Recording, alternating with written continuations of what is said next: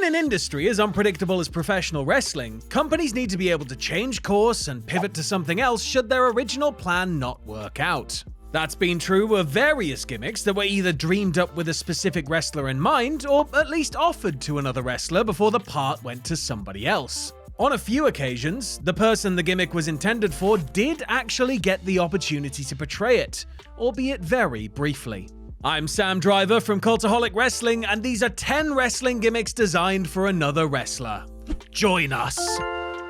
Number 10. The Sultan. The homicidal, suicidal, genocidal, death-defying Sabu was one of the most unique professional wrestlers of the 90s, his reputation preceding him due to his epic encounters in ECW, Japan, and beyond. So it only makes sense that WWE would want to take Sabu, who worked a few dark matches for the company in 1993, and change everything about him. After being told by Vince McMahon that they don't hire talent, but create talent, Sabu was pitched the character of the Sultan, a silent heel who had his tongue cut out and was to be managed by the Iron Sheik. This was somewhat similar to Sabu's own act, since he never spoke and was often managed by his uncle, the original Sheik, but the name and look would be different. Sabu turned it down, both because he already had plenty of work elsewhere, and due to concerns he would upset his uncle if he worked with the Iron Sheik, who the original Sheik had a massive grudge against.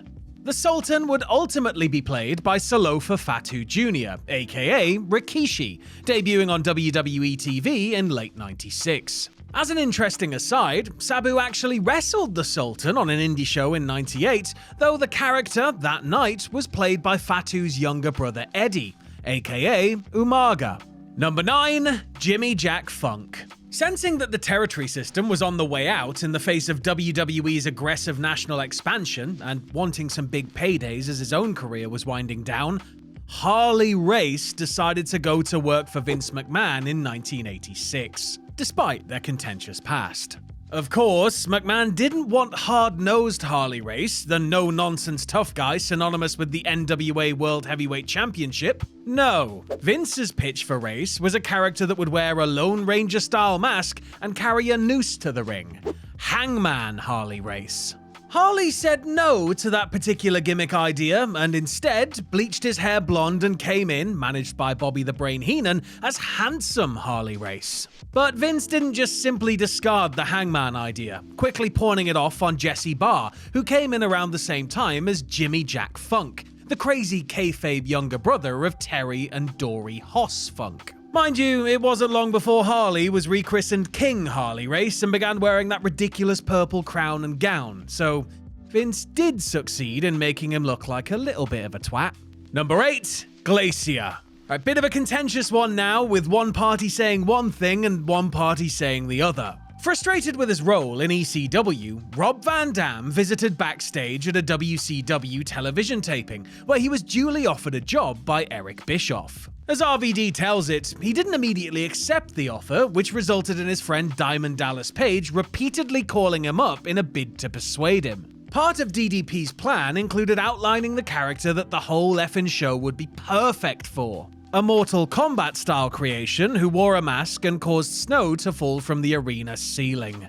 Van Dam didn't feel much like being anything other than himself and ummed and ahed before ultimately turning the gig down. But Ray Lloyd would step in and portray Glacier, a gimmick that proved to be an expensive flop in the long run. Bischoff, the brains behind Glacier, has since denied that RVD was considered for the role and puts Van Dam's belief to the contrary down to Page's own misunderstanding. And now really, who are you to doubt an honest, honourable man like Eric Bischoff? Number 7. The Ringmaster.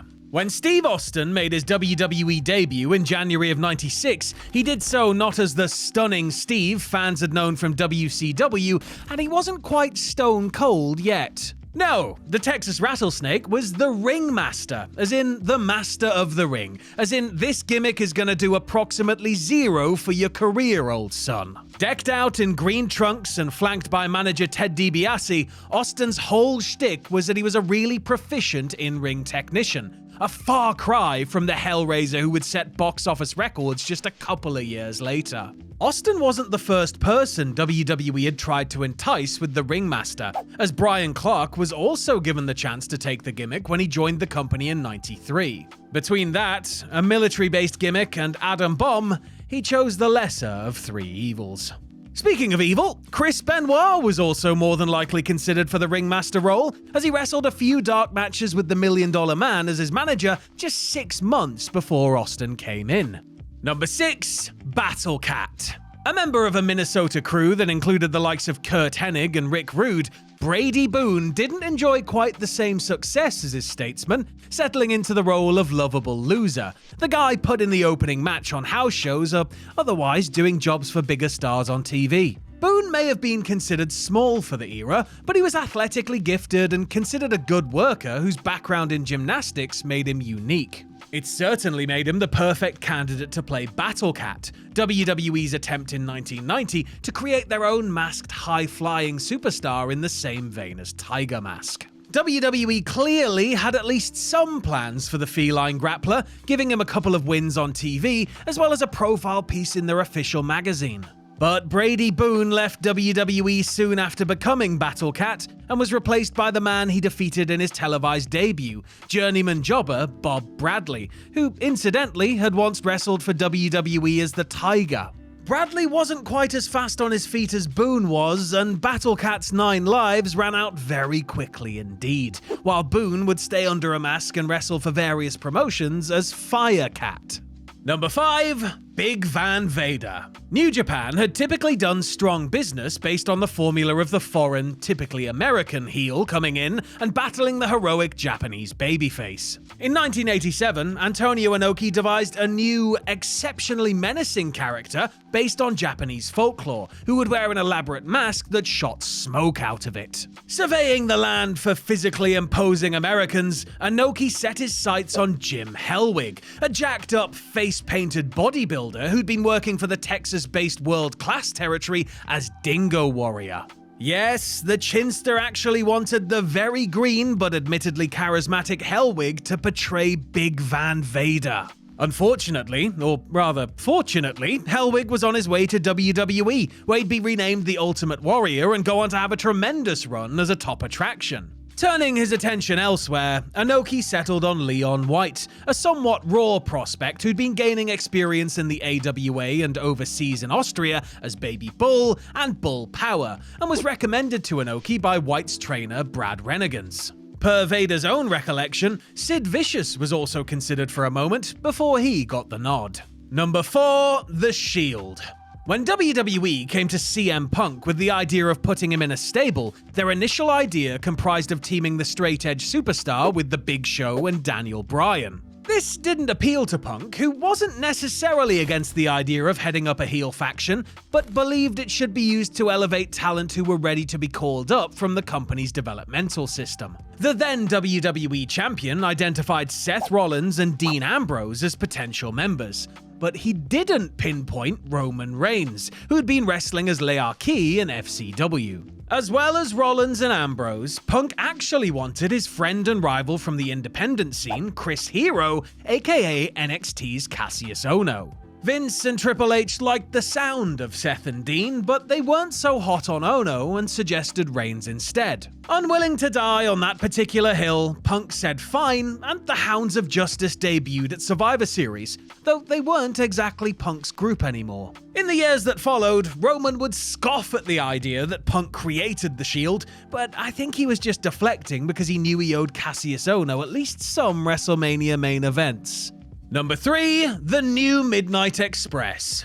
In WWE, any tag team with the word new slapped in front of it was typically rubbish. But the New Rockers and the New Blackjacks looked like world beaters next to the New Midnight Express, who were part of the Go Nowhere NWA invasion angle of 1998. Bombastic Bob Holly and bodacious Bart Gunn, two mid-carders with nothing better to do, were tasked with following in the footsteps of the likes of Bobby Eaton and Stan Lane, but the Gimmick was dead on arrival and did nothing for either man. But Bob and Bart were not the first twosome approached about becoming the New Midnight Express. The yet-to-debut Adam Copeland and Sean Morley were first asked by head writer Vince Russo how they felt about being adorable Adam and sensual Sean, an opportunity they very much didn't want to take, but felt like they couldn't turn down. Luckily for them, it didn't work out, and they made their respective debuts as Edge and Val Venus not too long after.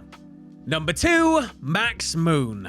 The character of Max Moon was a brightly colored, high-flying robot man from outer space whose costume was supposed to shoot confetti and potentially work like a jetpack. It was conceived by Lucha Libre sensation Conan, who got the idea from watching an anime cartoon during a tour of Japan. He took the concept to Vince McMahon, who commissioned the expensive costume to the cost of around $15,000.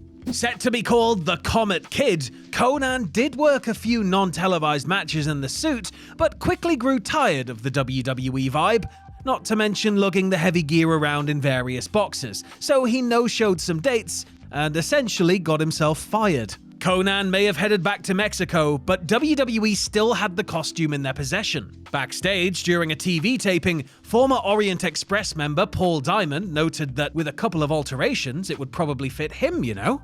It really is that easy, isn't it?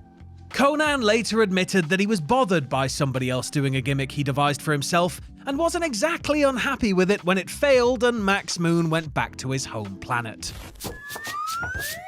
And number 1, the Kiss Demon.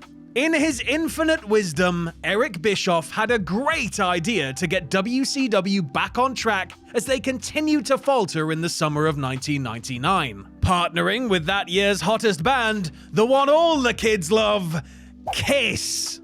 Eazy-E struck an expensive deal with Gene Simmons & Co., which included not only a Kiss performance on Nitro, but a mooted New Year's Eve pay-per-view that would be the combination of wrestling extravaganza and Kiss concert.